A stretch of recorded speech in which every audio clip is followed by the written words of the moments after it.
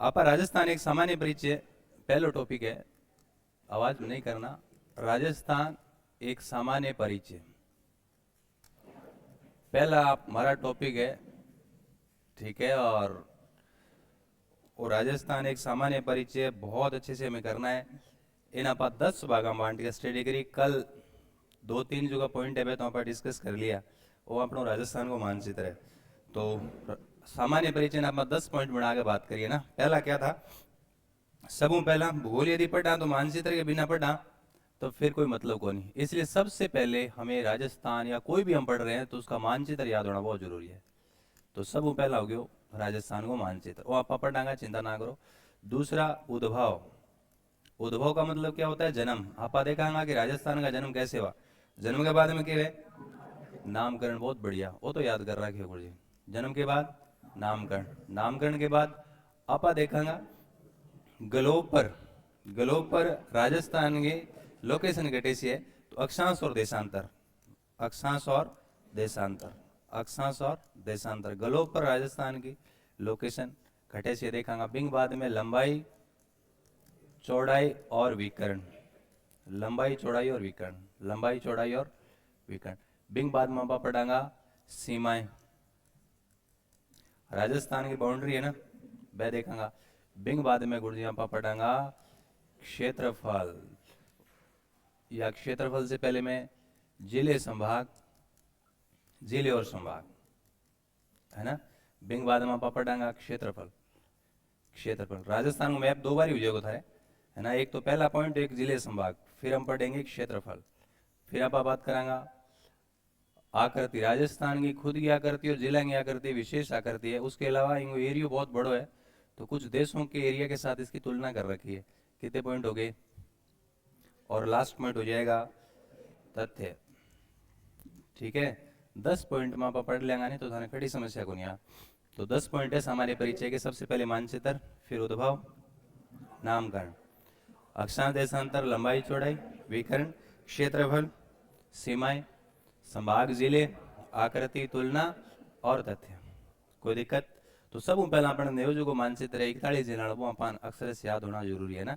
धर्म आज कई लोगों को पहले दिन है तो मैं कुछ रिवीजन करवा दूं, है ना। पहला पॉइंट है ना, कल वाला थोड़ा सा अपन रिवीजन कर लेंगे। तो सब पहला अपन मानचित्र याद करेंगे।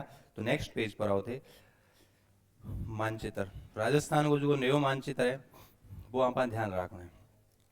तो राजस्थान को मानचित्र वो मानचित्र है, नेड़ो मानचित्र। ठीक है। ये मानचित्र अपन याद करना है।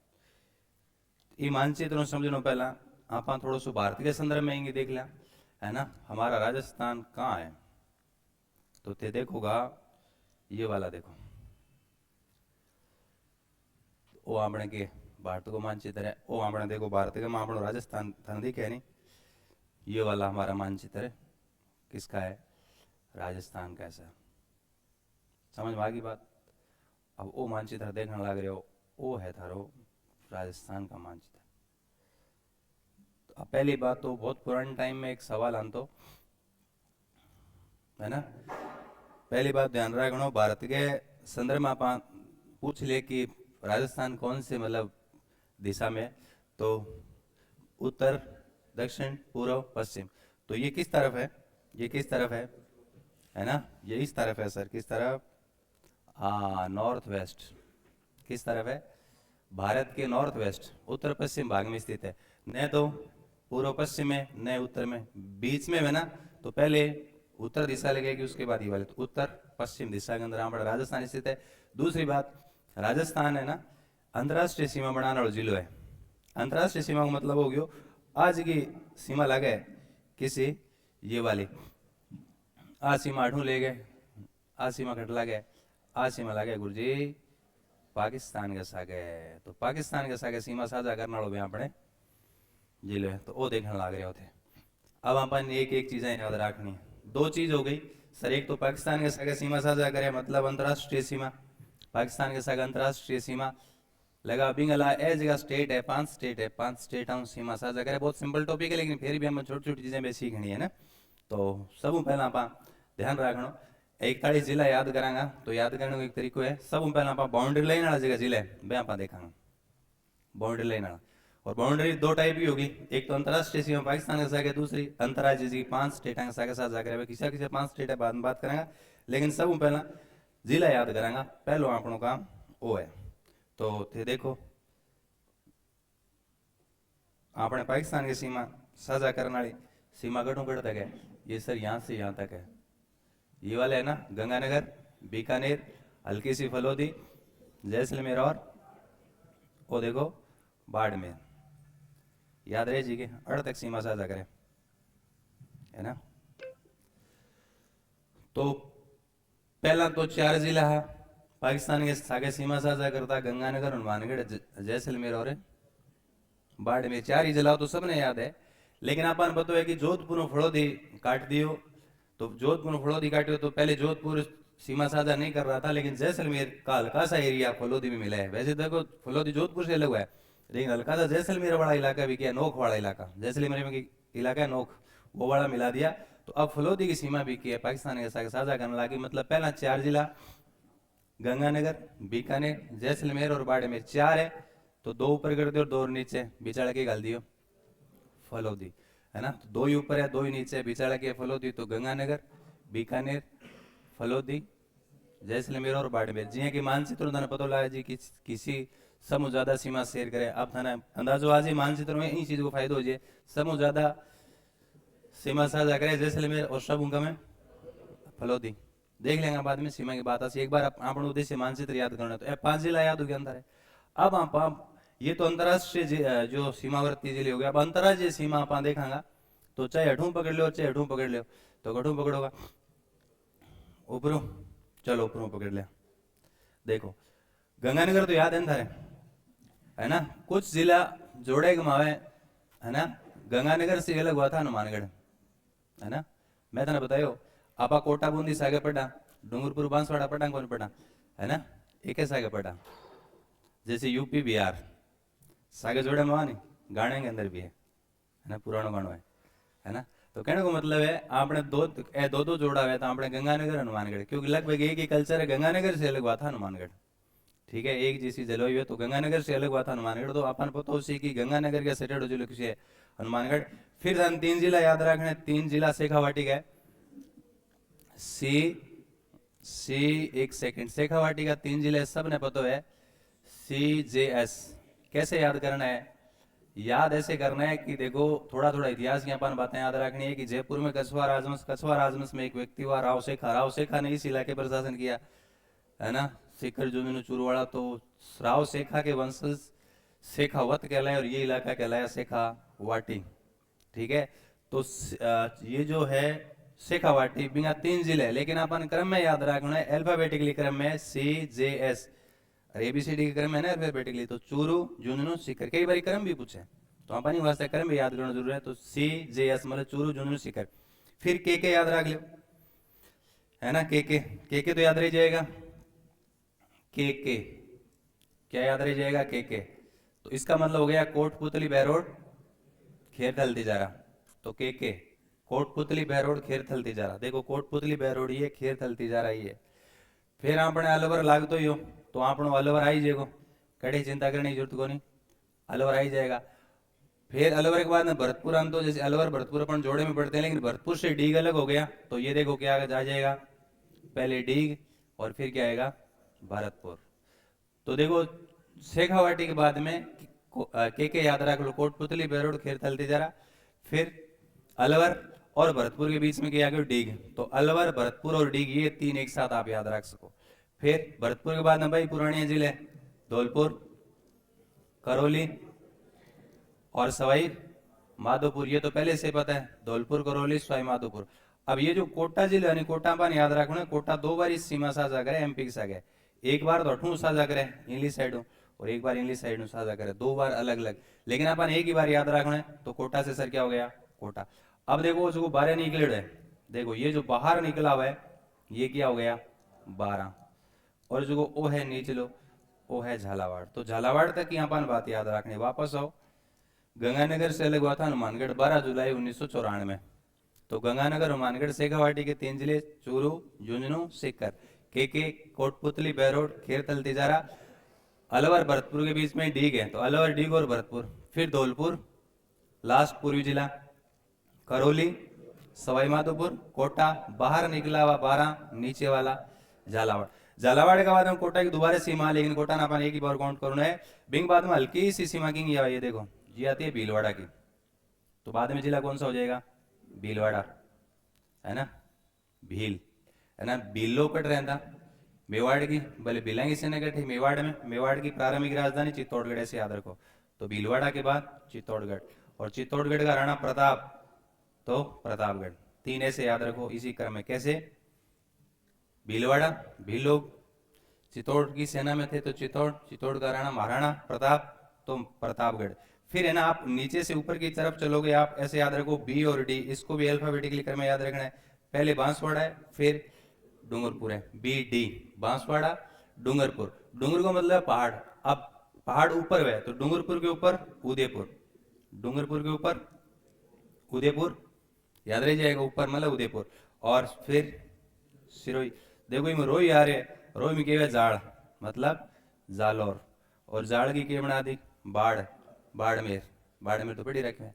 तो ये पूरा घेरो अपन याद रखना है। ये बाहर वाला टोटल जो घेरा है वो जिला याद हो गया। वापस आओ सर, ये 5 जिले याद है पाकिस्तान के टच करने वाले, गंगानगर, बीकानेर, फरोदी, जैसलमेर, बाड़मेर। इधर से गंगानगर से अलग हुआ हनुमानगढ़, फिर शेखावाटी के 3 जिले चूरू, झुंझुनू, सीकर, के कोटपुतली, बहरोड, खेरथल, तिजारा, फिर अलवर, डेग, भरतपुर, फिर लास्ट वाला धौलपुर, करौली, सवाईमाधोपुर, कोटा, बाहर निकला 12, नीचे वाला झालावाड़, फिर भीलवाड़ा, चित्तौड़, प्रतापगढ़, बीडी, बांसवाड़ा, डूंगरपुर, उदयपुर, उदयपुर के बाद में सिरोही, जालौर, बाड़मेर। क्लियर है? ए जिला दे काउंट करोगा तो कितना उसी थान पता है? 28 जिला उसी, कितना जिला उसी? 28, टोटल कितना? 41। सुनो, ये जिले आप काउंट करोगे ना, कुल जिले होंगे, कुल जिले होंगे आपके 41, लेकिन ए बे जिला है किसे है? आंतरिक। देखो आप इसको समझो जरा, आंतरिक या अंतर्वर्ती, सॉरी मैंने क्या लिख दिया, आंतरिक लिख दिया क्या? ये सीमावर्ती है, सॉरी सीमावर्ती। ये कौन से जिले हैं? सीमावर्ती। सीमावर्ती को मतलब बाह्य, सीमावर्ती को मतलब बाह्य। ये जिले कितने हैं? 28। तो आप घटाओगे तो कितना हो जाएगा? 13। बे 13 जिला बे है जगह आंतरिक जिला है। अरे आंतरिक बोल दो या अंतर्वर्ती बोल दो। अब आंतरिक जिला किसे है? मानचित्र में अपन देख लेंगे। आंतरिक जिला एक लाइन में ही है ना? किया देखो, बालोतरा, बालोतरा है ना, बालोतरा, फिर जोधपुर, फिर नागौर, और फिर केडी, कुचामन, डीडवाना। तो 4 लाइन में है, बालोतरा, जोधपुर, नागौर, कुचामन, डीडवाना। आपने पता है कुचामन, डीडवाना, नागौर में अलग उड़े, तो नागौर, कुचामन, डीडवाना, जोधपुर और बालोतरा, 4 और 4 ही नीचे अक्षा याद रखो। पाली, देखो पाली, ब्यावर, अजमेर, जयपुर, 4 ये हो गए, पाली, ब्यावर, अजमेर, जयपुर। तो वापस आओ, बालोतरा, जोधपुर, नागौर, कुचामन, डीडवाना, बालोतरा, सॉरी पाली, पाली, ब्यावर, अजमेर, जयपुर, पाली, ब्यावर, अजमेर, जयपुर। अब नीचे होगा ना सलूम्बर, सलूम्बर और इधर राजसमंद, सलूम्बर राजसमंद को एक जोड़े में कर दो और ए 3 एक जोड़ा बना दो, टोंक, बूंदी और दौसा। तो देखो 4 4 8 और 5 13। तो यह आंतरिक जिला, अंतर्वर्ती जिला। मैं थाने कल भी बताया, सवाल किया मेरे से निम्न में से कौन सा आंतरिक जिला है, कौन सा नहीं है। हजारों हजार सवाल बन सके। निम्न में से कौन सा जिला बाह्य जिला है, सीमावर्ती जिला है, नहीं है। ऑप्शन कितना ही चेंज कर दे, हजारों हजार सवाल बन सके। इन वास्ते ध्यान रखना। कंसेप्ट है ना, वो तो कंसेप्ट है ना लिमिटेड है, और आपने जगह सवाल है ना, क्वेश्चन वो अनलिमिटेड है। थे गलती के काम करो, सवाल रटने गलती करो, ये गलती हो जाती है। कंसेप्ट हो तो सीमित है, सवाल तो हजारों हजार बन जाए, लेकिन आप गलती क्या करा, सवाल रटा तो बात हर सब मोटी गलती। सवाल रटने से सिलेक्शन थोड़ी, कितने सवाल बना सकते हैं इसमें से ना, इसलिए आपको कंसेप्ट क्लियर करना है। तो टोटल जिला था याद हो गया, अगल बगल आप अठू के सवाल बन सके, के ऐड है। मैं तुम्हें बताऊं, आरपीएससी का एक पैटर्न है, आरएस में एक बार पूछा था कि आप राजस्थान में दक्षिण से उत्तर की ओर आप यात्रा करेंगे तो किन किन स्थानों से होकर गुजरेंगे। 4 जिला का नाम दे दिया, यहाँ कौन दिया कि ओ दे दियो लास्ट वाला और ओ लास्ट वाला दे दिया, कौन बीच का जिला दिया। तो अपन आइडिया होना चाहिए कि किसो जिला ऊपर पड़ा है, किसो के पड़ा है। नीचो। एक बार पूछ लियो कि आप पूर्व से पश्चिम की ओर यात्रा करेंगे तो किन किन स्थानों से होकर गुजरेंगे, तो ये जिले याद होने बहुत जरूरी है ना।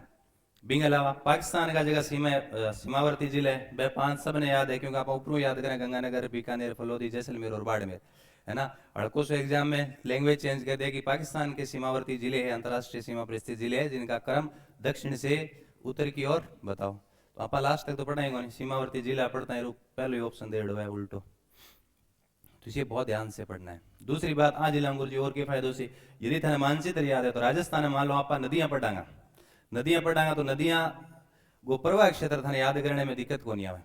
बिंग अलावा एक बात बताओ, राजस्थान यहाँ पर मिट्टी पढ़ांगा तो अपन पता है कि नागौर में मिट्टी उसी भाई जो दूर मिलेगी, तो मानचित्र से ये फायदा होगा। खनिज पढ़ांगा तो खनिज अपन पता है कि मेवाड़ में की निकले, चांदी निकले था, नहीं तो पता इतिहास में कि मेवाड़ में उदयपुर में राणा लाखा के टाइम जौहर में चांदी की खाने खोदी गई थी, तो आपने पता है कि उदयपुर के अंदर के चांदी थी, मतलब आसपास के इलाके में चांदी मिलने की संभावना है। आप पढ़ते हो कि पोटास हनुमानगढ़ जिले में, तो सवाल आ गया एक बार, है ना, कि पोटास जो भंडारण वाली जिले, एक जिलो गोंदियो हनुमानगढ़ नाम ही गोंदेड़ो, हनुमानगढ़ नाम ही गोंदेड़ो, लेकिन जिला का युगम देड़ा या गंगानगर, बीकानेर, ब्यावर, अजमेर इन टाइप का देड़ा। तो बताओ थ्योरेटिकल पेपर पास कर दियोगे। इसलिए आपको मानचित्र याद होना बहुत जरूरी है। भले ही मैजदान दिखने में लगे जानो तो याद कर लियो, लेकिन ये उपयोगिता बहुत है। आप पढ़ांगा जैसे वर्षा पढ़ेंगे, अभी यार इसमें सवाल आए बोला रहे देखियो, राजस्थान का जिला देड़ा, बोले बताओ वर्षा का घटता बढ़ता क्रम पूछा था, तो बताओ वो किससे होगा, जब आपको मानचित्र याद होगा। जब आप वनस्पति पढ़ांगा तो पूछ ले कि सदाबहार वन कहाँ पाए जाते हैं, है ना, मिश्रित वन कहाँ पाए जाते हैं। तो आपा ने जिलो याद, मानचित्र तो याद होना बहुत जरूरी है। तो 41 जिला मेरे हिसाब मुताबिक अक्षर से याद है। नेक्स्ट दूसरे पॉइंट पर आप आ जाऊंगा। मैं एक खाली मानचित्र में दोबारा बना के बताती हूँ, तुम साथ साथ रहना ताकि तुम्हें भी याद हो जाए। याद है आपके खाली मानचित्र में, एक तो याद करना अलग है, लेकिन खुद के हाथ से काम किया हुआ बिंगो आनंद अलग ही है सर। सब पहले आ जाओ जिला, जिया था जिला बताया, पिया बताओ। पहले पाकिस्तान वाले देख लेते हैं, सीमा टच करने वाले बताओ जरा। गंगानगर बोलते चलो, फलोदी, क्लियर। अब यहां से आ जाओ, इस तरफ चलेंगे, बोलो हनुमानगढ़, चोरू, झुंझुनू, सीकर, फिर कोटपुतली, बहरोड और खेरथल तिजारा, फिर अलवर, डीग, भरतपुर, फिर धौलपुर, करौली, उसके बाद कोटा। समझ गए, मैंने इसलिए बनाया। बाहर निकला हुआ 12 झालावाड़, फिर बोलो भीलवाड़ा, चित्तौड़गढ़, प्रतापगढ़, बांसवाड़ा, उदयपुर, सिरोही। बताओ को दिखे देखे, है ना, 1 मिनट कौन लगे। अब आप आंतरिक जिला देख ले, और आंतरिक जिला ते देखोगा तो आप मुझे ये बताओ, आंतरिक जिला बताओ। बालोतरा, जोधपुर, नागौर, कुचामंडी, डीडवाना, 4 हो गए। फिर पाली, ब्यावर, अजमेर, जयपुर। कितना सिंपल है यार, है। फिर देखो राजसमंद और सलूम्बर, और देखो बूंदी, टोंक और दौसा। ध्यान रहे कि बूंदी आंतरिक जिला है, कई जिला अपन याद रखना है। बूंदी आंतरिक जिला है, स्पेशल ध्यान रखना। जयपुर आंतरिक जिलो है, ठीक है। सलूम्बर आंतरिक जिलो है। जोधपुर पहले भी आंतरिक था, अभी भी आंतरिक है, तो यह आंतरिक जिला है। चलो नेक्स्ट, दूसरा अपना पॉइंट के हो। दूसरा क्या था भाई, उद्भव। दूसरा क्या था, उद्भव। ये देखो दूसरा क्या था, मैंने दोबारा मानचित्र बता दिया कि मन ध्यान होता है, में कई बच्चा ऐसे है जगह कौन ही करे, मैंने तो कौन करे, है ना, तो इसलिए मैंने फिर से बता दिया। अब उद्भव पढ़ लेंगे, नामकरण फ्रैक्शन देशांतर पर आ जाऊंगा, थोड़ा पा जल्दी पढ़ लेंगे, है ना, क्योंकि रिवीजन है ना उस हिसाब से। उद्भव था काल बताया नहीं, उद्भव कैसे बताया था, है, उद्भव कैसे बताया था। हाँ, उद्भव कैसे बताया था, उद्भव सर ऐसे बताया था, उद्भव ऐसे बताया था। वो एक बार थोड़ा मानचित्र देखोगा नहीं थे, ताने समझ में आ जैसे। तो विश्व को मानचित्र देख रहे 11वीं 12वीं क्लास में कॉलेज वगैरह में पढ़ गए हो। अभी ब्राजील ना आप धीरे धीरे सेट करा तो वो ब्राजील को बाहर लो हिस्सो है वो कट सेट हो जाएगा है थन लागे नहीं कि ओ कट सेट हो जाएगा इंग में जाके सेट हो जाएगा लागे को नहीं लागे। तो एक जर्मन भूगोलवेता थे वेगनर अल्फ्रेड वेगनर आ चीज सेट करांगा तो अठे जाके की जैसी सेट है ना। तो बन सोचो कि यार शायद यदि ये चीज़ा सेट होने लग रही है तो बन रिसर्च करियो तो अफ्रीका के एक गिनी के तट के ऊपर चट्टान की संरचना है और जीवाश्म है विषय ब्राजील के तट पर मिले। इनको मतलब कोई टाइम में किसी टाइम में आपस में जुड़े हुए थे एक जैसी चीज इसका मतलब जुड़े होंगे। इन वास्ते बने सिद्धांतियों में सिद्धांत का नाम है अल्फ्रेड वेगनर का महाद्वीपीय विस्थापन सिद्धांत। विस्थापन का मतलब है दूरी वैसे ना विस्थापन का मतलब वैसे दूरी होता है वैसे विस्थापन दूरी में बहुत फर्क है। फिजिक्स को मामला है विज्ञान पढ़ाएंगे तो बात करेंगे। तो बन सोचो कि शायद यार ये महाद्वीप पहले एक ही थे बाद में एक दूसरे से दूर चले गए है ना दूर चले गए मतलब विस्थापित हो गए इसलिए उसके सिद्धांत का नाम हुआ महाद्वीपीय विस्थापन सिद्धांत। बन के बतायो बन आप बात बताई कि सभी महाद्वीपों का क्या हुआ है विस्थापन हुआ है और महाद्वीपीय विस्थापन सिद्धांत थ्योरी से यहाँ पर राजस्थान की उद्भव है वो हम देखेंगे। तो देखो इजी है सिंपल है आयो है ना।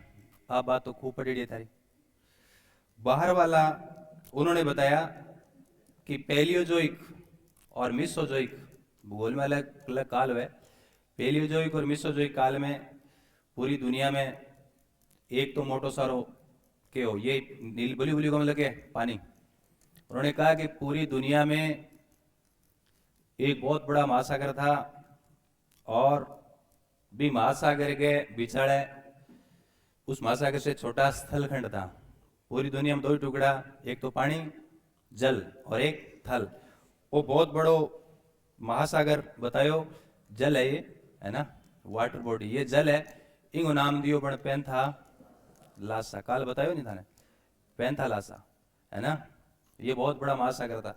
ये पेंथा लासा के अंदर वो जो है वो स्थल हो है ना वो बहुत बड़ो महाद्वीप हो जगह को नाम की बतायो पेंजिया है ना। एक स्थल हो एक ही पिंड हो दृढ़ पिंड स्थल जगह को नाम दियो बन पेंजिया और अथाह जलराशि थी उसको चारों तरफ से घेर रखी थी उसका नाम दिया पेंजिया। मैं तन कल भी बतायो आज फिर बताऊं हमेशा बताऊं कि थाने थे भूल जाओ एग्जाम में कि बटे पूछे एग्जाम में रीट में पूछो भी है कि वेगनर के महाद्वीपीय विस्थापन सिद्धांत के अनुसार जो बहुत बड़ा महाद्वीप था स्थल खंड था उसका क्या नाम था जल खंड था उसका क्या नाम था।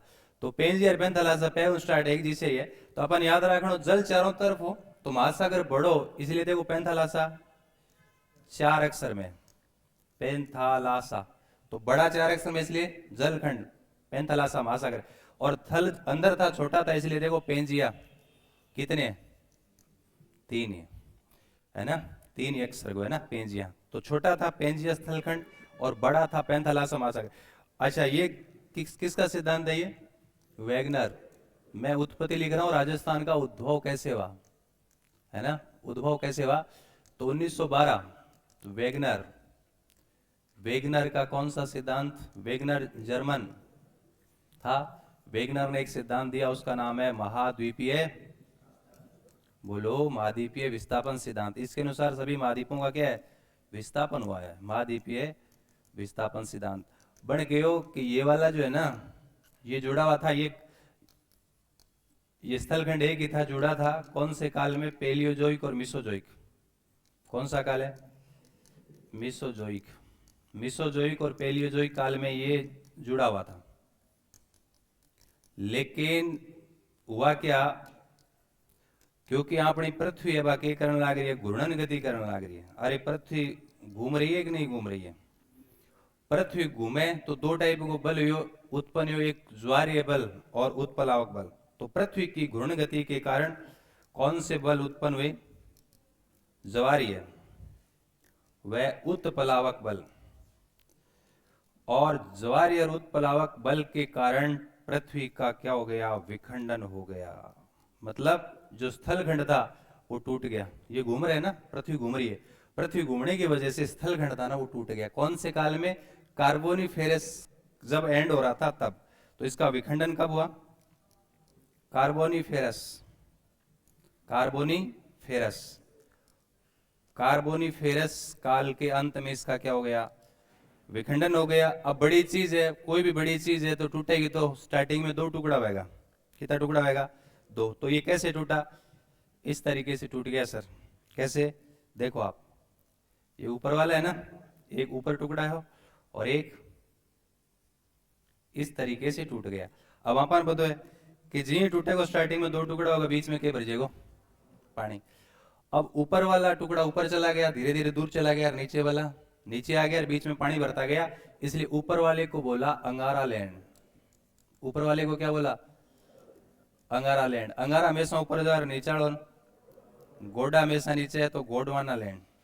अरे नीचे के वे गोडा, तो नीचे वाला क्या, गोडवाना लैंड। और इसमें एक उथला सागर था, इसमें एक उथला सागर था, और इस सागर का नाम क्या था, टेथिस सागर। इस सागर का नाम था टेथिस सागर, उथला सागर था, इसका नाम क्या है, टेथिस सागर।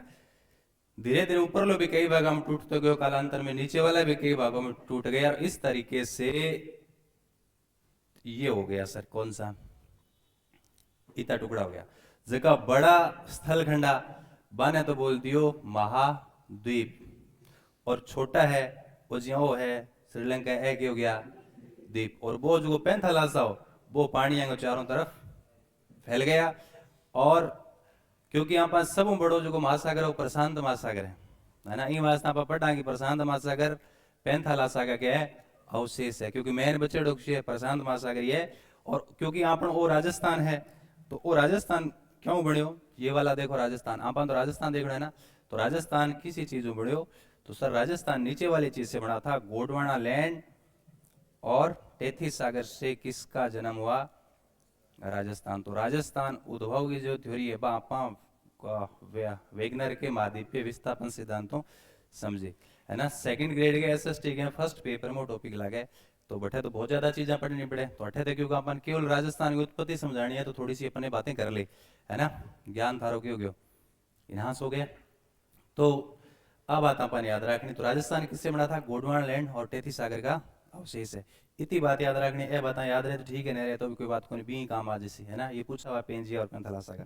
तीसरा सर क्या था, तीसरा था नामकरण, राजस्थान को नामकरण। अरे तीसरों की हो राजस्थान का नामकरण। वो जो आप राजस्थान है इन अलग अलग स्रोत या अलग अलग कालखंड में के नाम रहे हो, तो वो आप देखांगा है ना। वैसे कल मैंने बता दिया, फिर बता रहा हूं, नामकरण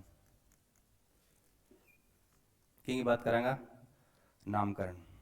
तो थोड़ा सा इतिहास भी पढ़ेड़ो है, बिंगो भी आप ध्यान करांगा ताकि तार दिमाग में चीजें फिक्स हो जाए ना, भूलना नहीं है मैं।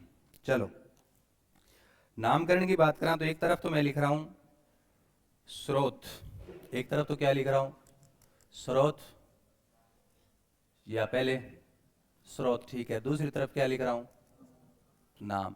भी कौन सा स्रोत है और जिसमें क्या नाम है। तो आप इतिहास पढ़ा, अपन पता है कि सिंधु घाटी सभ्यता पढ़ा, सिंधु घाटी सभ्यता तो सिंध और उसकी सहायक नदियां, जैसे भारत और पाकिस्तान 28 थी, पंजाब का में ज्यादा इलाका, तो सिंधु घाटी सभ्यता की लिपि तो पढ़ी को नहीं पाया, तो बेटा तो अपन के पढ़ा पड़ा राजस्थान खातर के नाम लिए हुए। सिंधु घाटी सभ्यता के बाद में क्या है, वैदिक काल, और वैदिक काल में पहला वेद कौन सा, ऋग्वेद। और ऋग्वेद आपने पता है कि दुनिया का पहला ग्रंथ माना जाता है, पहला तो दुनिया में कोई ग्रंथ ही को नहीं हो। तो ऋग्वेद में आप देखांगा के नाम हो, तो ऋग्वेद में आर्य लोग पंजाब में थे, अरे आर्य लोग कटा ये पंजाब में द्वार सबसे अंदर प्रदेश है, इन काले में ऋग्वेद लिखो गयो। और क्योंकि राजस्थान पंजाब के सटेड़ो या अपनो, अब तो भले मरुस्थल हो गया, लेकिन सरस्वती नदी के किनारे, गगर नदी के किनारे सब ज्यादा के श्लोक लिखे है ऋग्वेद का, ऋचा यही लिखी गई है। तो इनको मतलब राजस्थान को नाम ऋग्वेद में क्यों मिले, तो ऋग्वेद में सबसे अंदर प्रदेश है, ऋग्वेद में इसका नाम मिलता है ब्रह्मवर्त, इसका मतलब राजस्थान का भी नाम क्या है, ब्रह्मवर्त। तो मैं ऋग्वेद में लिख रहा हूं सबों पहला, तो सबों पहला मैं लिख रहा हूं ऋग्वेद। गुरु जी ऋग्वेद में अपना नाम के मिले, राजस्थान का नाम मिले ब्रह्मवर्त। वैसे पूरे इलाके का नाम ब्रह्मवर्त है, तो राजस्थान उसी में आ गया। बिंग बाद में अपने पौराणिक महाकाव्य की यदि आप बात करा तो रामायण, रामायण की बात करा तो रामायण को कई चीजें जिक्र आवे को, आप राजस्थान का ऐतिहासिक स्वरूप पढ़ांगा जदी बात करा कि जब भगवान राम गए थे श्रीलंका और वो समुद्र के किनारे खड़े रहे, रास्ता नहीं दिया था, है ना, जल देवता ने 3 दिन। तो फिर राम ने क्या किया है? आग्नेयास्त्र। आग्नेयास्त्र का मतलब ऐसा अस्त्र जो अग्नि पैदा कर दे, आग ही आग पैदा कर। तो आग पैदा करने के उसी जल सूख जाएगा। तो राम ने निकाल लिया आग्नेयास्त्र, धनुष पर चढ़ा लिया। जब जल देवता प्रकट हो गए, रे बोले ऐसे मत करो। तो राम ने कहा यार मैं 3 दिन से निवेदन कर रहा हूँ कि यार रास्ता दे दे, तब तो आया नहीं। अब तुम्हें क्या, तुणीर से तरकस से तीर निकाल लियो और आग्नेयास्त्र चढ़ा दियो कटे, बोलो है धनुष पर। और क्षत्रिय का धर्म होता है हथियार का तो वो काटेगो नहीं, हथियार से काट लियो, सलाह भी ना कौन छोड़े, चाहे कुछ भी हो जाए। पता है नहीं था, तलवार है ना, तलवार थान थी बात ध्यान को तारे शस्त्र पूजा करेड़ी को नहीं। हालांकि तन सिखाई दी शस्त्र पूजा करनी। वो होता है ना अपना दशहरा, दशहरे के दिन शस्त्र पूजा हुए, क्यों लक्ष्मण? वो है ना शस्त्र पूजा हुए आज भी। क्षत्रिय आदमी है वो आपका हथियार निकालेगा, दशहरा दिन शस्त्र की पूजा करेगा। और ध्यान रखना कि म्यान से जैसे मान लो तलवार निकाल ली तो तलवार ने सीधी म्यान पास कौन डाले, खून लगा के डाल से कि है खून लगा के। तो या तो क्षत्रिय हथियार काटे कौन काट से तो सीधो को नहीं, नियम है भाई, प्रोटोकॉल है। तो अब्राहम ने कहा भाई मैं तो छोड़ूंगा ऐसे, है ना। तो सब लोग ने कहा कि साहब ऐसे मत करो और ये गड़बड़ हो जाएगा। समुद्र में कितने जीव जंतु है, थाने पता है विज्ञान है पढ़ो, पारिस्थितिक तंत्र स्ट्रॉन्ग इश्यू है। स्थलखंड पर वे जलखंड पर, जलखंड में जैविकता वगैरह ज्यादा है। तो क्यों कितना जीव जंतु है मर जाएगा यहाँ भी, है ना। तो कणी आइडियो दियो अठा अपने ध्रुमकुल सागर हो, राजस्थान वाले इलाके में कौन सा सागर है? ध्रुमकुल सागर था। तो राम ने कहीं क्यों कहे थे काम करो बड़े छोड़ दियो, बड़े ध्रुमकुल सागर है। तो राम ने वो कहते हैं आग्नेयास्त्र यहाँ छोड़ा हमारे, और ध्रुमकुल सागर सूख गया और ये मरुस्थल में क्या हो गया, तब्दील हो गया। तो वाल्मीकि कृत रामायण में अपने इलाके को नाम मिले मरुकांतार, मरुस्थल बन गया ना। तो मरु का मतलब क्या, ऐसी भूमि जो मरी हुई है, उपजाऊ नहीं है, तो मरुस्थल। तो याद रखना, क्या ध्यान रखना है, आई बात याद रखनी है। वाल्मीकि कृत रामायण में क्या नाम मिलता है? अरे बोलो, वाल्मीकि कृत, वाल्मीकि कृत रामायण में क्या नाम मिलता है? मरुकांतार। क्या नाम मिलता है? मरुकांतार। फिर मैं लिख रहा हूं बसंतगढ़ शिलालेख। अरे बसंतगढ़ शिलालेख सर कहां है? ये खीमल माता मंदिर, बसंतगढ़ शिलालेख सर ये कहां है? खीमल माता मंदिर सिरोही। सिरोही के खीमल माता मंदिर में बसंतगढ़ शिलालेख लगा। खीमल माता का मंदिर है ना, उस मंदिर में एक शिलालेख लगा, बसंतगढ़ शिलालेख। उसमें राजस्थान का नाम मिलता है राजस्थानिया दित्या। याद रहे जी के? चलो और क्या याद रखना है? नेक्स्ट आपने याद रखना जॉर्ज थॉमस हुआ था। थॉमस ने हमारे 1800 ईस्वी में हमारे इस इलाके को नाम क्या दिया? राजपुताना। थॉमस ने इसे क्या कहा? राजपुताना। और आप 1818 संधि करी ईस्ट इंडिया कंपनी से अंग्रेजा से अधीन सहयोग या आश्रित पार्थिक एक संधि। तो इंग्लैंड के डॉक्यूमेंट हमारा नाम क्या चलता था? राजपुताना। मतलब 1818 ले गए 1947 तक राजपुताना। सर उसके बाद नेक्स्ट है राजस्थान के इतिहास के पिता colonel James Tod. Colonel Tod की जो बुक है मैंने कल बताया था AAR। ये बुक ने ना लंबो सो नाम है, स्टार्टिंग में लंबो नाम याद करें आप थोड़ा सो, है ना, प्रयास करें। AAR annals and antiquities of Rajasthan. इसी का दूसरा नाम है the central and western, the central and western, the central and western Rajput states of India, है ना। तो इजी है, the central and western Rajput states of India. तो मैं लिख रहा हूं बुक का नाम है sir annals and antiquities of Rajasthan. इसी का नाम है the central and western Rajput states of India. Easy है भाई, आप सिंपल याद रखिए। नाम लंबो देखे था डरनो को नहीं, बिन टुकड़ा में तोड़ लियो। किसी है मध्य भारत के और पश्चिम भारत, तो central and western Rajput states of India, Bharat के मध्य और पश्चिम भारत के राजपूत राज्यों। ये किताब के अंदर के नाम लिखे गुरुजी, किताब के नंबर नाम राजस्थान रायथान और रजवाड़ा। तो रजवाड़ा, रायथान या राजस्थान वो नाम देवे कौन? Colonel Tod. सर ये तो समझ में आया। अब क्या ध्यान रखना है? नेक्स्ट आपनो एकीकरण हुयो 48 में। तो एकीकरण 7 चरण में हो, लेकिन एकीकरण में स्टार्टिंग चरण हो पहली बार एकीकरण में जिसमें राजस्थान नाम आया। तो आपने पता है एकीकरण को दूसरो चरण कौन सा? एकीकरण का सेकंड चरण। ये वैसे हम पढ़ेंगे एकीकरण में, सब याद हो जाएगा आपको। ये 25 मार्च है, 25 मार्च 1948। एकीकरण के दूसरे चरण में नाम हो, क्या नाम हो रहे? पूर्व राजस्थान। क्या नाम था? पूर्व राजस्थान। ध्यान रखना, पूर्वी राजस्थान नहीं है, पूर्व राजस्थान। फिर संविधान लागू हुआ। संविधान लागू हुआ कब हुआ सर? संविधान लागू हुआ 26/1/1950। और उस दिन संविधान में तो अपना नाम हो तो अधिकृत राजस्थान। तो आप कहा कि अधिकृत राजस्थान कब?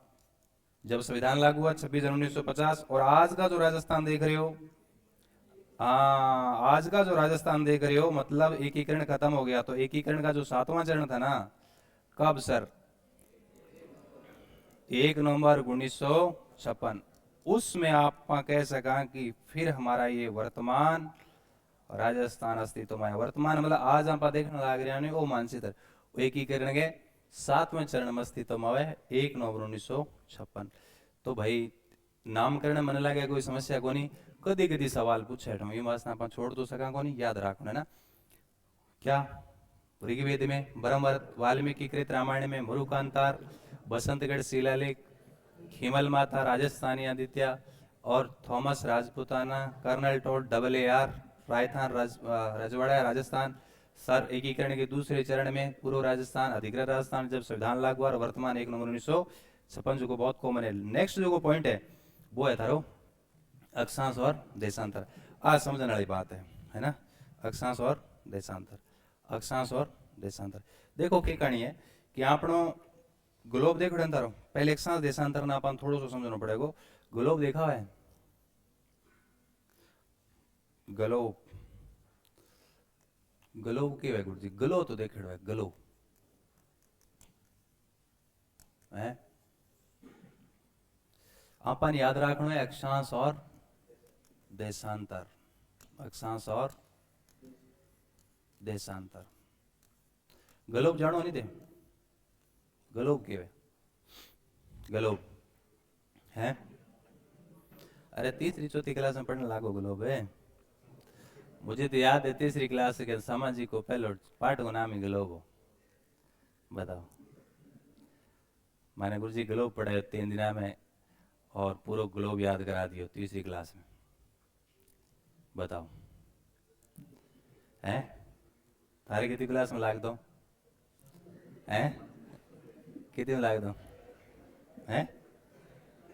कितने में लाग दो हैं? क्या कह रहे हो? पहली क्लास में लाग दो? वो दूसरो ग्लोब हो। थाने याद कौन थारी क्लास संग पाठ है?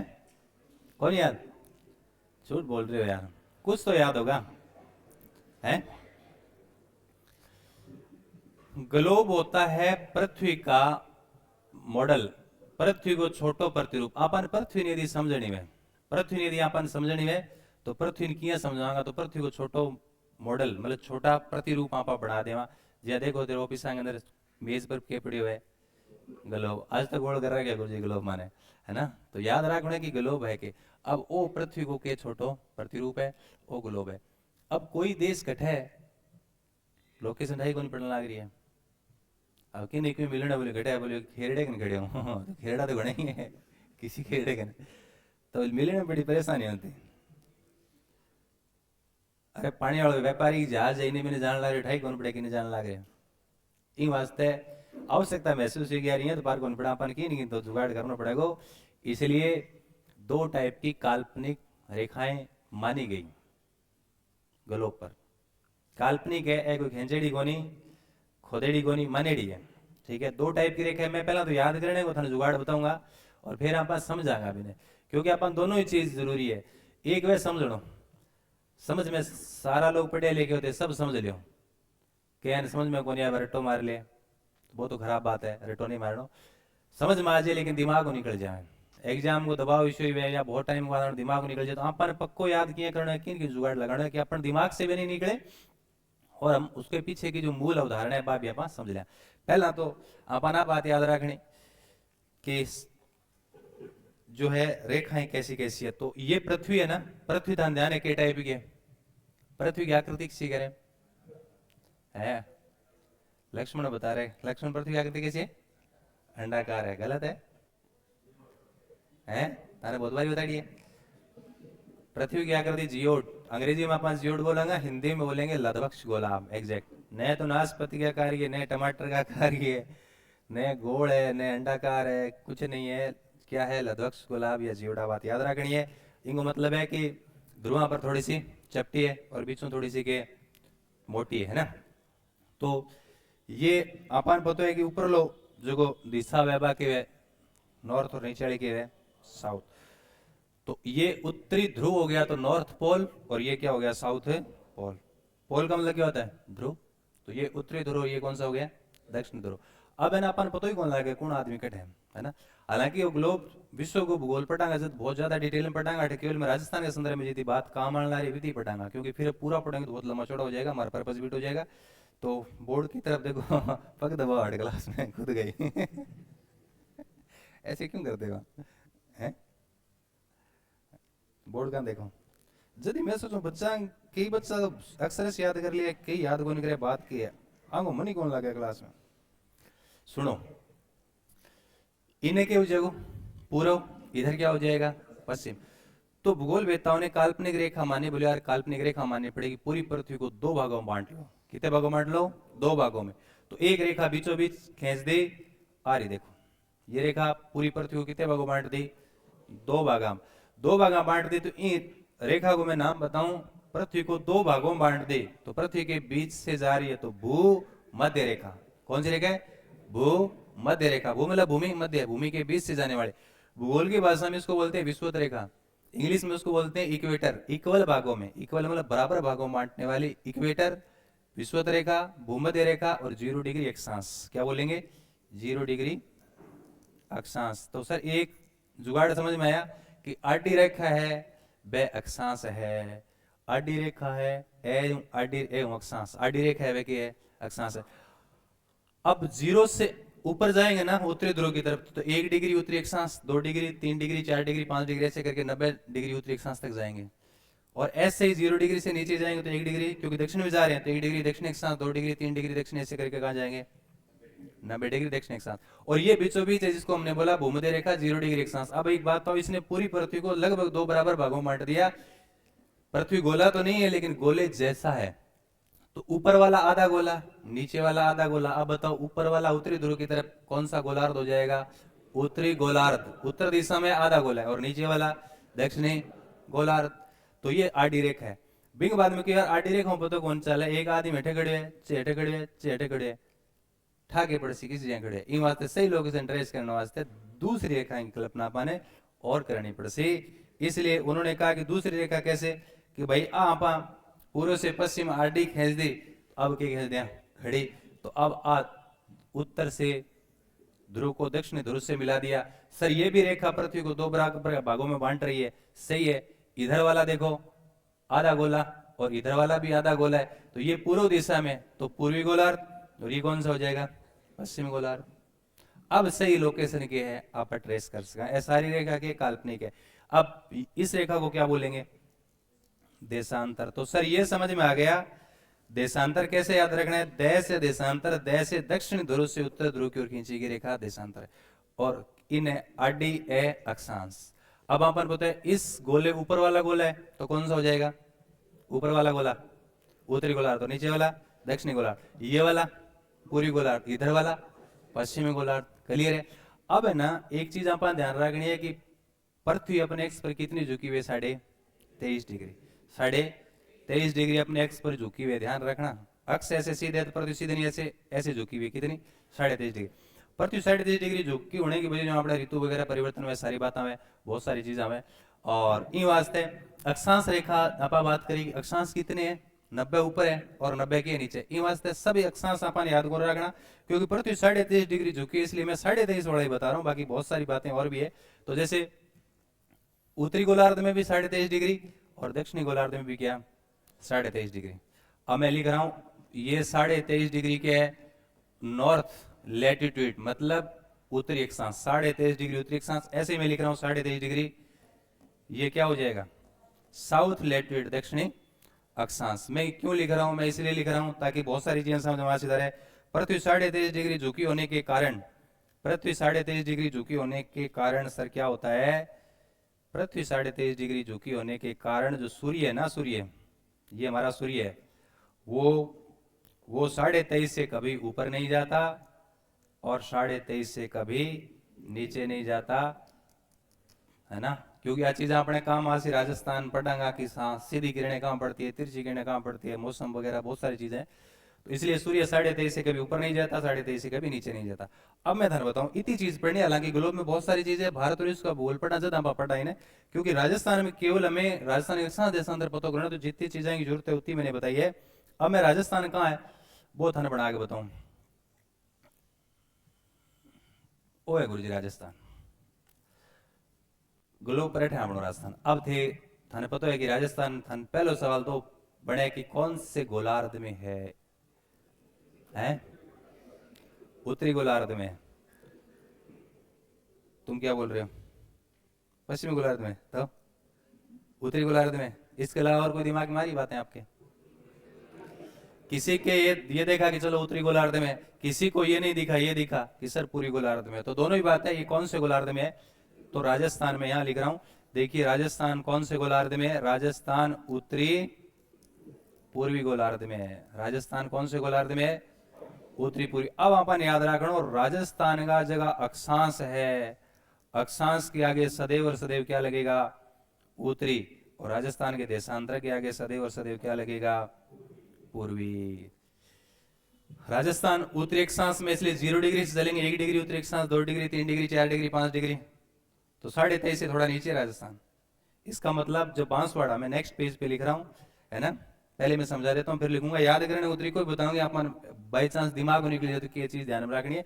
तो राजस्थान उत्तरी गोलार्ध में और पूरी गोलार्ध में इसलिए अक्षांश के आगे सदैव क्या लगेगा उत्तरी और देशांतर के आगे सदैव क्या लगेगा पूरी। जैसे 1 डिग्री उत्तरी अक्षांश 2 डिग्री 3 डिग्री तो 23 से थोड़ा सा पहले आ जाता है राजस्थान इंगोल 23 के आसपास उत्तरी अक्षांश है फिर ऊपर जाएंगे तो 30 के आसपास फिर 0 डिग्री देशांतर पूर्व में चलेंगे तो 1 डिग्री पूर्वी देशांतर 2 डिग्री 3 डिग्री ऐसे। तो अब नेक्स्ट पेज में बताऊं ज्यादा समझ में आसीदार है ये हमारा जो राजस्थान है ना आप देखोगे और राजस्थानी अक्षांश और देशांतर थे देखोगा तो थे थाने लिखड़ो मिले सबसे पहले मैं ये लिख रहा हूं राजस्थान यहां से स्टार्ट हो गया कौन सा बांसवाड़ा तो यहां लिखा मिलता है 23 डिग्री 03 मिनट सॉरी मैंने क्या लिख दिया मैं लिख रहा हूं 23 डिग्री है ना 03 मिनट उत्तरी अक्षांश कितना है ध्यान से सुनना 23 डिग्री 03 है 3 नहीं है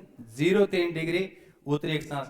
अब थारे दिमाग में आज के गुरुजी तो दक्षिण दिशा में पड़े उत्तरी अक्षांश क्या लिखो अरे आपनो तो दक्षिण दिशा में पड़े धरती को बिचाड़ो आप थोड़ी यहाँ धरती को बिचाड़ो तो बटा है कड़ा है 0 डिग्री तो 0 डिग्री यहाँ है तो इसके तो उत्तर में ही है तो 23 डिग्री 03 मिनट उत्तरी अक्षांश से 23 के बाद 24 25 ऐसे करके गंगानगर आ गया तो कितना हो गया 30 डिग्री 12 मिनट उत्तरी अक्षांश।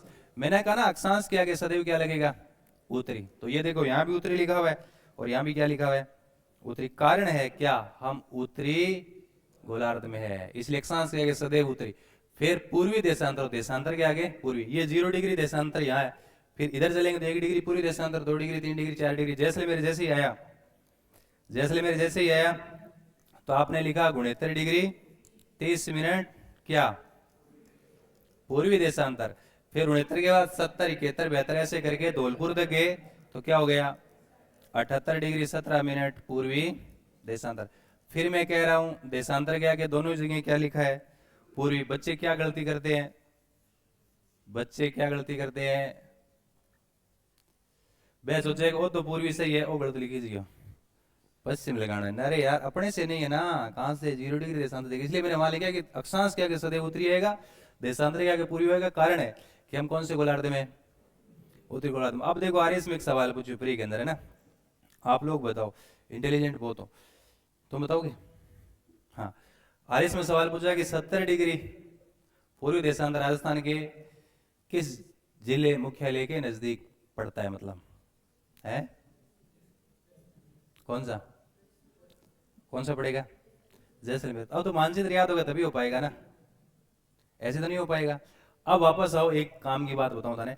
अच्छा चलो वो तो चलो कर लियो थाने, याद करने को जुगाड़ बताओगे भाई, याद करने को जुगाड़ भी तो बताना पड़सी। मैं लिख रहा हूं अक्षांश, एक याद रखो, अक्षांश का अक्षर कितना है 3, इसलिए अक्षांश डिजिट छोटी है। और यहां लिख रहा हूं मैं देशांतर, देशांतर का अक्षर कितना है 4, ये डिजिट बड़ी है, इसका मतलब बड़े वाले डिजिट है। इसको आप ऐसे भी याद रख सकते हो, देखो कैसे, कैसे याद रख सकते हो, ऐसे भी आपने समझ तो लिया, लेकिन समझने के बाद अपन अभी तो याद रखना, अक्षांश ध्यान रखना 23 डिग्री 03 मिनट से 30 डिग्री 12 मिनट। ध्यान से सुनना, उत्तरी अक्षांश मैंने एक साथ ही लिख दिया, उत्तरी अक्षांश 23 3 से 30 12, डिजिट छोटी है ना। अब देखो देशांतर कैसे करना है, 23 को 3 से गुणा करो तो 23 दिया गुणेतर डिग्री, और 0 3 ने 3 0 कर दो तो गुणेतर 30 से 78 डिग्री 17 मिनट, कौन सा पूर्वी देशांतर, एक साथ लिख दो ना।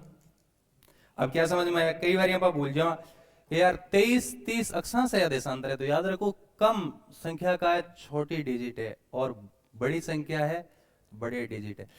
अक्षांश के आगे सदैव उत्तरी और देशांतर के आगे सदैव पूर्वी। अब दूसरो सवाल हटू के बनेगो, दूसरो सवाल वो बनेगो, रात ने सोड़ो कम है भाई के हैं, अरे रात ने सो जाए करो, थे पढ़ो बहुत हो रात ने, फोन में, फोन में कौन पढ़ो, ऑनलाइन ज्यादा पढ़ो थे। अरे नींद भी काटो रात ने, स्वास्थ्य कमजोर करो, दिन में पूरे दिन वीकनेस महसूस रहे, फिर सोचो कि अब की बार इसी गलती को नहीं करा, अगले दिन फिर वही बात। तो ऑनलाइन पढ़ाई थोड़ी सी कम कर दो, है ना, समझ गया बात, आंखें कमजोर हो जाए भाई, समझ गया बात। अब है ना दूसरी बात, इम जाओगा तो एक चीज था ना, और देख से कि सर आपने 23 डिग्री है, देखो ये दो रेखा बताई थी, 23 डिग्री उत्तरी अक्षांश है ना, उसको पता है क्या बोलते हैं, कर्क रेखा। नेक्स्ट सवाल बता रहा हूं, और नीचे वाली है साउथ वाली 23.5 डिग्री, उसको क्या बोलते हैं, मकर रेखा। उत्तरी अक्षांश कर्क रेखा, नीचे वाली मकर रेखा, साउथ वाली 23.5। अब याद रखो राजस्थान से होकर जा रही है ना भाई, 23:03 से स्टार्ट हो गया, और 23:30 मतलब 23.5 डिग्री है। तो ये सर कहां से जा रही है, इसका मतलब आप समझ गए कि सर ये जा तो रही है, तो मैं बता रहा हूं ये कहां से जा रही है। इस रेखा को मैं इस तरीके से बता रहा हूं, ये रेखा यहां से जा रही है ना। अब मानचित्र याद है तो हमें पता है कि बांसवाड़ा नीचे ही नीचे, तो ये रेखा है वो है कर्क रेखा। कौन सी रेखा है, कर्क रेखा। सर कर्क रेखा से क्या सवाल आएगा, थाने पूछी कर्क रेखा कितने जिलों से होकर जा रही है, 2 जिलों से होकर जा रही है, डूंगरपुर के दक्षिणी छोर, ध्यान रखना दक्षिणी छोर को टच करते हुए जा रही है, और बांसवाड़ा के मध्य से जा रही है। बांसवाड़ा के तो बीचों बीच जाने लग रही है, डूंगरपुर के दक्षिणी छोर को केवल टच करके जा रही है। अब थाने पूछ लिया कि कितने जिलों से जा रही है, जिलों की संख्या 2, डूंगरपुर और बांसवाड़ा, लेकिन डूंगरपुर को केवल छू के जा रही है दक्षिण दिशा से ले, और बांसवाड़ा के मध्य से जा रही है। थाने पूछ लिया कि मध्य से कौन से जिले की जाती है, सर बांसवाड़ा के मध्य से, और दक्षिणी छोर से डूंगरपुर। डूंगरपुर के कौन से गांव से गुजरती है, चीखली, डूंगरपुर के चीखली है। कोई चीज माखर निकल से चीख निकल से, कौन निकल से, तो चीखली का।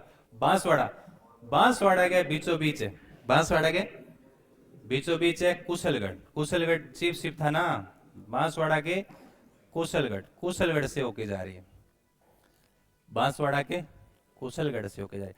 अब अठू सवाल बनेगो, कई सवाल बनेगा कि सूर्य की लंबवत किरणें कहां पड़ती है, बांसवाड़ा, उसका कारण है मैं थोड़ा सा वापस थाने बताना चाहूंगा कि सूर्य थाने बताया नहीं कि 23.5 डिग्री पृथ्वी झुकी होने के कारण सूर्य 23.5 के बीच में घूमता रहता है, नहीं तो 23.5 से ऊपर आता, मतलब कर्क और मकर के बीच घूमता है ना। जैसे मैं बता रहा हूं, मान लो मार्च में सूर्य यहाँ है, मार्च में धरती के बीचों बीच होता है सूर्य, इसलिए पूरे दोनों गोलार्ध में दिन रात बराबर।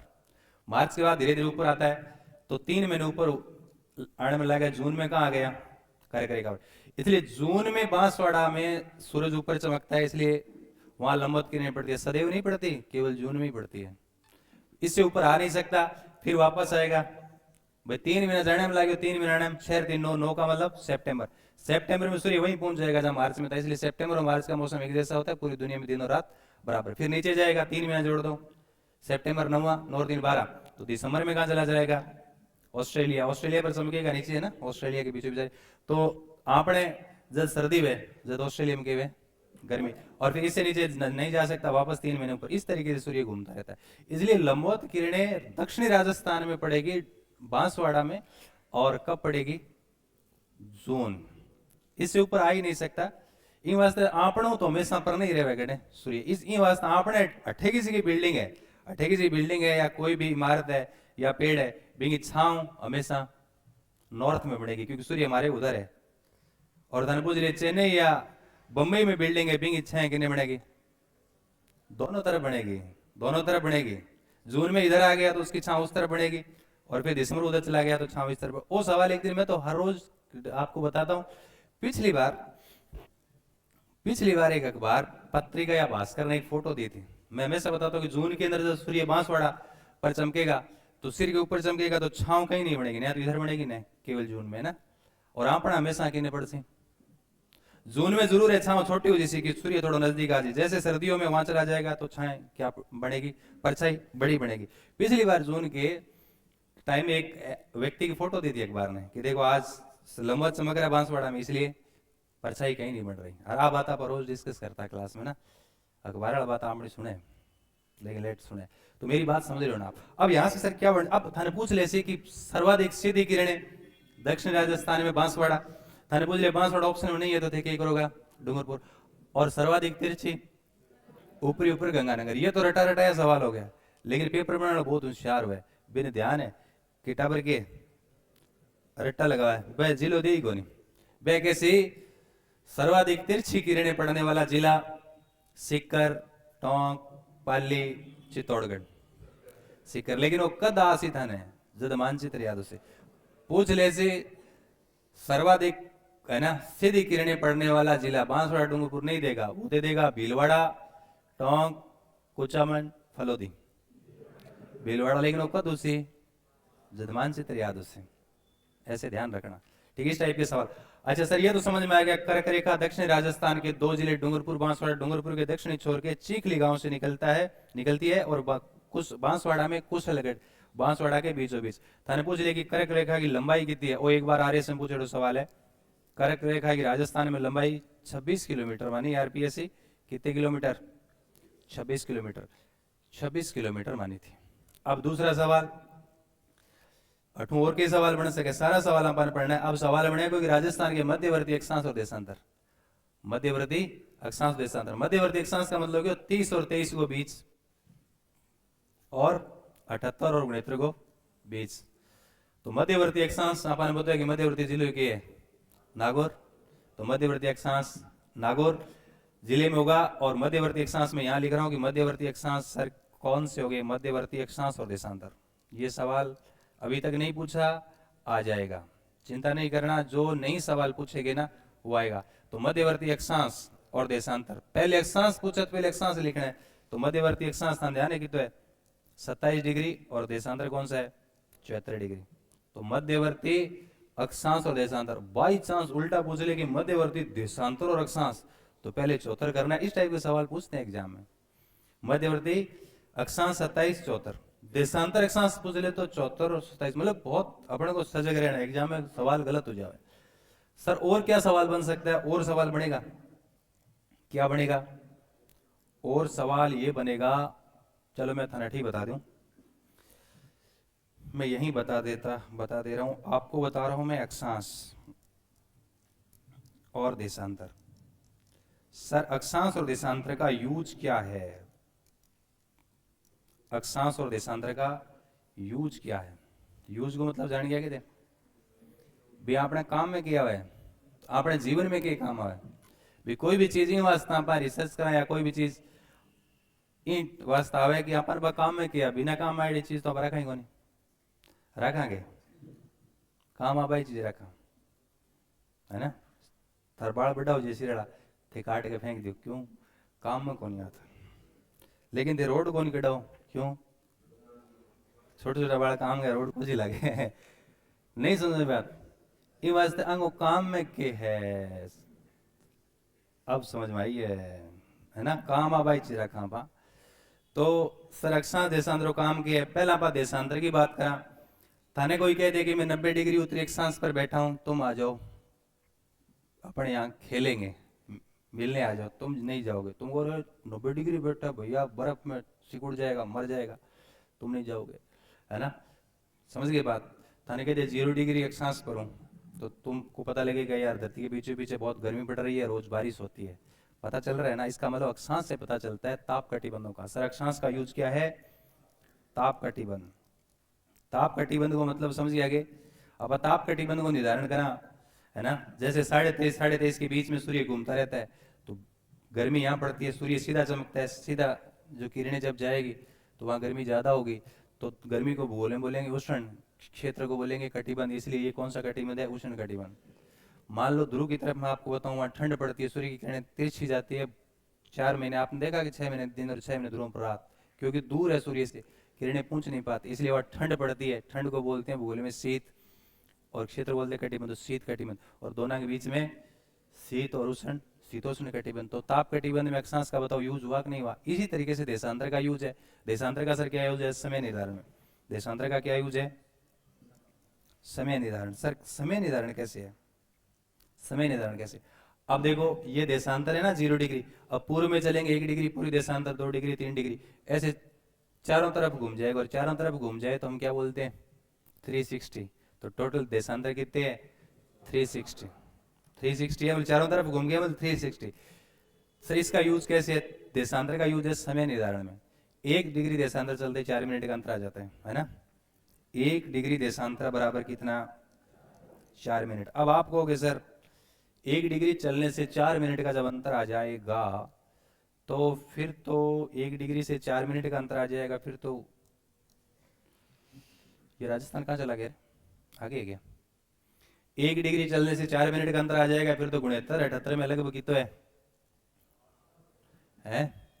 लगभग 8 साढ़े 8 को अंतर है। अंतर भी देखांगा बटू सवाल से, तो 8 चौका 32, मतलब लगभग आधे घंटे को अंतर लाद सी, तो बिल्कुल धौलपुर और जैसलमेर के समय में आधे घंटे का अंतर है। आधे घंटे का अंतर है। फिर आपको सर ये तो राजस्थान में आधे घंटे का, भारत में गुजरात और अरुणाचल को 2 घंटा का अंतर है। लेकिन हमने क्या कर रखा है? उनका बीच का मान रखा है IST, इंडियन स्टैंडर्ड टाइम, दोनों का बीच का मान दिया 82.5 डिग्री। इसलिए अलग अलग नहीं होता, घड़ियां सब सेम चलती है। लेकिन सच बात यह है कि आधे घंटे का फर्क। अब मैं थोड़ा सा बता रहा हूं, अक्षांश और देशांतर को अंतर भी था पूछे। अक्षांश और देशांतर का अंतर पूछते हैं। अंतर बताओ भाई, अक्षांश और देशांतर में अंतर कितना है? 7 डिग्री 09 मिनट और 8 डिग्री 47 मिनट। आप कहोगे सर ऐसे कैसे? अरे पहला घटा घटू के पहला देखना पड़े, बाद में दिमाग में डाटा फीड हो जाए। अक्षांश का कितना अंतर है? 7 डिग्री 09 मिनट। और देशांतर का कितना है? तो है 8 डिग्री 47 मिनट। अब आप कहोगे अंतर किसका ज्यादा है? देशांतर का। इसका मतलब राजस्थान की चौड़ाई ज्यादा है। अंतर काटनो टावराने सी बात है, लेकिन फिर भी मैं तुम्हें बता दूं, है ना। फिर भी मैं तुम्हें बता देता हूं, है ना, क्योंकि टाबरी से बचन अलग नहीं निकालना। तो मैं थोड़ा बताऊं अंतर किया निकालना। पहले मैं लिख रहा हूं जैसे 78-17 है ना, पहले देशांतर का बता रहा हूं। 78-17 में कितो घटाणो है? गुणेतर 30 घटाणो है। अरे जल्दी तो अंतर आसे धौलपुर वाला ये, और कौन से वाला? जैसलमेर वाला ये, बड़े से छोटा घटता है। अब ध्यान देने की 17 में 30 घटेगा नहीं, तो थे के काम करूंगा, एक अंशल्य होगा। के लिए होगा? एक अंशल्य होगा, तो 8 कितना हो जाए? 77 डिग्री।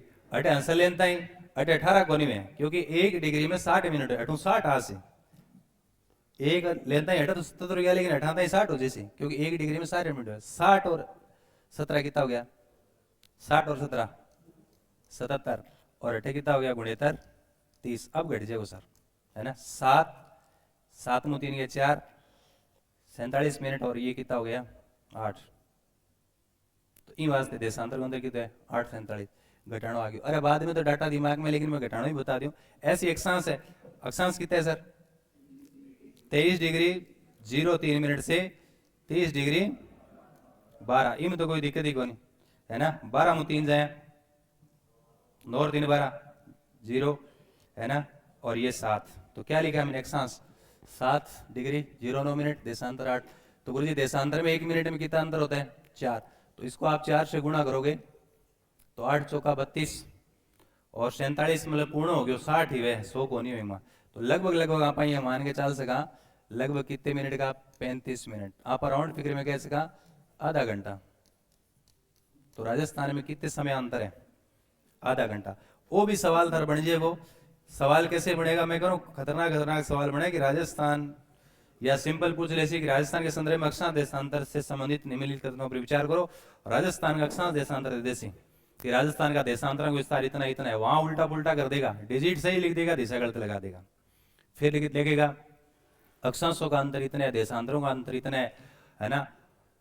वहां कुछ डाटा सही कुछ डाटा गलत, डाटा सही है तो आगे दिशा विशा गलत लगा दे सी। फिर पूछ ले सी देशांतरों का अंतर इतना है, अक्षांशों का अंतर इतना है। फिर नीचे दो दो का जोड़ा बना दे सी, कौन सा कथन सही है कौन सा गलत है। तो पूछी जो है ना असत्य कथन का युगम छांटिए। तो बड़ा बहुत दिमाग लगाना पड़ा, क्यों वास्ते चीज़ा भले ही थाने छोटी लगे लेकिन बड़ी इंपॉर्टेंट है भाई। एक एक सवाल के लिए तरस जाते हैं लड़के। आप में से बहुत से ऐसे लोग होंगे या होते ही हैं जो आधे नंबर से 1 नंबर से रह जाते हैं, तो फिर 5 साल लंबा इंतजार करना पड़ता है। ये जरूरी है ना। तो दौड़ने को मतलब कौन? अक्षांश देशांतर की मेरे सामने जितनी सारी बातें पड़ी भाई मैं तेने सारी बात समझा दी। थोड़ा सा टाइम इसलिए लग गया क्योंकि अपन चीज़ें थोड़ी समझनी पड़े। तो अक्षांश देशांतर में सब पहला राजस्थान कौन से गोलार्ध में? अक्षांश देशांतर क्या लगेगा? अक्षांश देशांतर से किस चीज का निर्धारण होता है ना। राजस्थान भारत के संदर्भ में देखा। फिर सर क्या देखा? फिर क्या देखा? कर्क रेखा की लंबाई जिले कहां से गुजर रही है। फिर क्या देखा? मध्यवर्ती अक्षांश देशांतर। फिर अक्षांश देशांतरों को हमने अंतर भी देखा था, कैसे याद करना वो भी हमने समझा।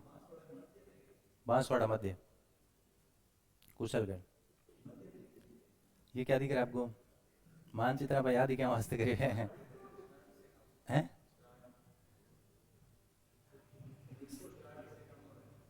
नीचलो गांव है ना बोरकुंड, है ना बोरकुंड। अरे नीचे वाला तो 23 डिग्री 3 मिनट है, वो तो बोरकुंड, वो तो लास्ट वाला छोर है। ये थोड़ा ऊपर आ गया ना, तो बांसवाड़ा के बीचों बीच ये कुशलगढ़ से। ये कहां से कुशलगढ़? अभी मैं बता रहा था तो वहां से आवाज आ रही थी बोरकुंड। बोरकुंड नहीं है पीछे, इसी ने दिया था। तो यही तो बात है, आवाज आ रही थी। फिर मैं मुझे सारी चीजें पता चल जाता है। तभी तो कह रहा हूं कि तुम छोटी छोटी गलतियां करती हो, तो गलती नहीं करना है अपन को, है। तो थोड़ा रिवीजन कर लें, क्योंकि देखो ज्योग्राफी है, भले ही आज आप अक्षांश देशांतर, लेकिन इससे सवाल आपका गलत नहीं होगा, है ना। क्योंकि छोटी छोटी चीजें हैं, तो अपन जल्दी दौड़ाएंगे तो फायदा नहीं है। स्टार्टिंग यदि 4 ही टॉपिक, मैं तो करूँ राजस्थान भूल में 4 टॉपिक बहुत अच्छे से कर लिए तो आप मान के चलो 90% भूल आपको याद हो जाएगी। रिवीजन कर लिया थोड़ा, इतिहास में अपन आज टाइम कम मिलेगा। आज आप एक बात करी सर, जिले तो बार बार नहीं बताऊंगा, आपको याद है। कल है ना आपसे लिखवाएंगे। एक दिन आपने गलती कर दी, नहीं घर पे लिखा, कुछ लोगों ने लिखा भी था। आज कम से कम ये जो मानचित्र है आपका, कम से कम 5 6 बार लिख लाना घर पे, खाली पेज पर हाथ से बनाना, पूरे पेज पर बड़ा सा और जिले भरना। तो ये तो सर याद हो ही गया, ठीक है। राजस्थान भारत के संदर्भ में बात कर ली, जिले वगैरह की बात कर ली। फिर आप किसकी मानचित्र देख लिया आपने। फिर आपने उद्भव देखा, उद्भव में बहुत सारी बातें थी। सर क्या बात देखी? राजस्थान का उद्भव गोंडवाना लैंड और तैतीस सागर दोनों का अवशेष है। अब आगे जब पढ़ेंगे राजस्थान के भौतिक प्रदेश तो और चीजें हम पढ़ेंगे, ठीक है। फिर क्या पढ़ा? नामकरण। नामकरण बार बार बताने की आवश्यकता नहीं है। नामकरण के बाद अक्षांश देशांतर आज देखा हमने। तो राजस्थान कहां पड़ता है? उत्तरी पूर्वी गोलार्ध में, इसलिए अक्षांश के आगे सदैव उत्तरी, देशांतर के आगे पूर्वी। 23 3 से 30 12 उत्तरी अक्षांश, 69 30 से 78 17 पूर्वी देशांतर। राजस्थान उत्तरी पूरी गोलार्ध में पड़ता है, इसलिए ध्यान रखना। अक्षांशों का अंतर 60 डिग्री 09 मिनट, देशांतर का 8:47। देशांतर समय बताते हैं और ताप कटिबंध देशांत अक्षांश बताते हैं, इसलिए राजस्थान में दोनों का जो टाइम का अंतर है लगभग आधा घंटा, 35 मिनट का अंतर है। ठीक है, मध्यवर्ती अक्षांश देशांतर पूछे तो 27:74, 27:74। तो तमाम बातें आप ध्यान रखें। कई बार ये भी पूछ ले कि 30 डिग्री अक्षांश कौन से जाएगा, है ना, 29 कौन से जिले से नजदीक से होकर गुजरेगा, तो मानचित्र आप बहुत अच्छे से याद करना है। क्लियर है ना। स्टार्टिंग वाला भले ही आप स्लो पढ़ो, लेकिन एक एक चीज क्लियर करते चलो, इसलिए हम आगे बढ़ेंगे। आगे ज्यादा था टाइम कौन लगा, है ना। नेक्स्ट आपके सीमा वगैरह कुछ डाटा भी है, सारी बातें हैं, तो अपन देखेंगे। समझ गए बात।